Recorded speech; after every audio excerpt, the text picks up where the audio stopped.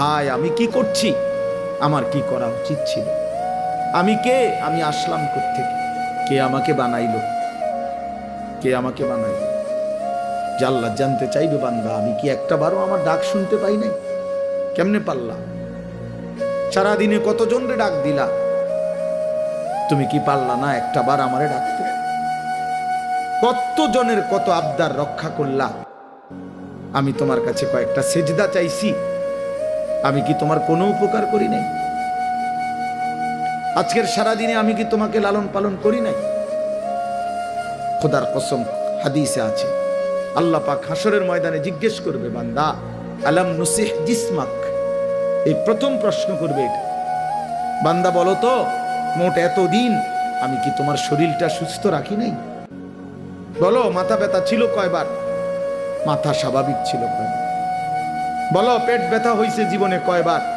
পেট স্বাভাবিক ছিল কয়বার? হাত ব্যথা পাও ব্যথা হয়েছে কয়বার? সুস্থ স্বাভাবিক ছিলে কয়বার? শোনো এবার হিসাব নাও বান্দা, এই হিসাবের আলোকে বলো অনুরবিকা মিনাল মা, প্রতিবার তৃষ্ণার্ত অবস্থায় আমি কি তোমাকে পানি পান করাই নাই? আল্লাহ পাক জিজ্ঞেস করে এই হাসরের ময়দানে, হাদিসে আছে সর্বপ্রথম আল্লাহ পাক বান্দাকে প্রথম প্রশ্ন কি করবে, এইটা করবে, এই দুইটা কথা জিজ্ঞাসা করবে, এরপরে কথা আরো চলবে। বাকি প্রথম বলবে বলো তো আমি কি মোট এতদিন এত ঘন্টা তোমাকে সুস্থ রাখি নাই? আমি কি তোমাকে তৃষ্ণার্ত অবস্থায় প্রতিবার পানি পান করাই নাই? একবারও মনে পড়লো না আমার? এমন তৃষ্ণার মুহূর্তে যদি এক গ্লাস পানি না পাই তা কি হইতো? অথচ সেই পানি পান করে একটা বার আলহামদুলিল্লাহ বলতে হয়, এটাও তো বললাম, এটাও তো কোনোদিন শিখলা না যে আল্লাহর দেওয়া রিজিক, আল্লাহর দেওয়া পানীয় ভোগ করার পরে আলহামদুলিল্লাহ বলতে হয়। বহু নাফরমান তো এটাও জানে, এটাও তো জানে, পেট ভরে খেয়ে তো একটা বার আলহামদুলিল্লাহ বলে না। আহ, মানে জন্তু জানোয়ারের খাবার, হাইওয়ান জানোয়ার যেমন জানে না কিছুই, এও জানে। এই জন্য বাপ চলেন আমি আমার আয়াতটা বলি।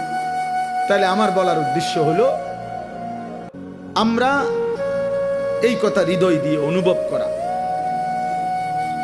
আমাদের আখিরাত আছে, আমাদের পরকাল আছে, আমাদের মৃত্যু পরবর্তী একটা জিন্দেগি আছে, এটা নিশ্চিত, এটা সত্য, শতভাগ সত্য। কবর, হাসর, মিজান, ফুলসেরাত, জান্নাত, জাহান্নাম, এটা সত্য বাপ। যদি মিথ্যা হইতো 1450 বছরে গবেষণা কইরা বিভিন্ন দার্শনিক পণ্ডিতরা অনেক তথ্য বের করতো যে এই এই আলোকে এটা প্রমাণিত হলো যে এটা মিথ্যা।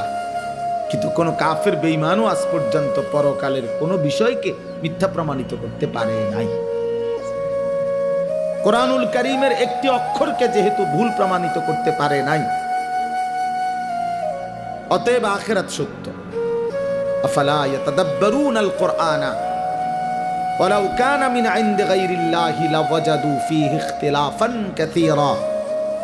আল্লাহ বলে আমার বান্দারা কোরআন পড়ে দেখো না কেন, কোরআন গবেষণা করছো না কেন, দেখো না এক একটা আয়াত মিলায়া দেখো। যদি এই কোরআন অন্য কারো কাছ থেকে আসতো আমি আল্লাহ ব্যতীত, তাহলে যেই কোনো চিন্তাশীল বুদ্ধিমান ব্যক্তি গবেষণা করিলেই তার মধ্যে অসংখ্য ভুল ত্রুটি ভ্রান্তি খুঁজে পেত। আল্লাহ ভিন্ন যেই লেখে যেই বলে তার কথা বক্তব্য লিখনির মধ্যে ভুল হয়ই হয়। 1 লক্ষ কথাও যদি সঠিক হয় 10টা কথা ভুল হয়। আমরা একেবারে আমগো যেই কোনো ওয়াইজেরও আপনি যদি খেয়াল করে কর, আপনি হয়তো কইতে পারবেন যে হুজুর এই শব্দটা এমনি না কইলে ভালো হইতো, এটা এমনি কইলেও পারতো। কথা বোঝেন নাই আমার? আমি হয়তো বুঝছি এমনি কইছি, আপনার বিবেচনায় যে না এটা এমনি কইলেও পারতো। কিন্তু এমনও কোরআনুল কারীমের মধ্যে এমনও কোনো কথা, একটা লাইন, একটা শব্দ এমন নাই যে পৃথিবীর কোনো ইমানদার কিংবা বেঈমান এটা বলছে যে এই শব্দটা এটা না কইয়া এটা কইলে ভালো হইতো, এমনও না।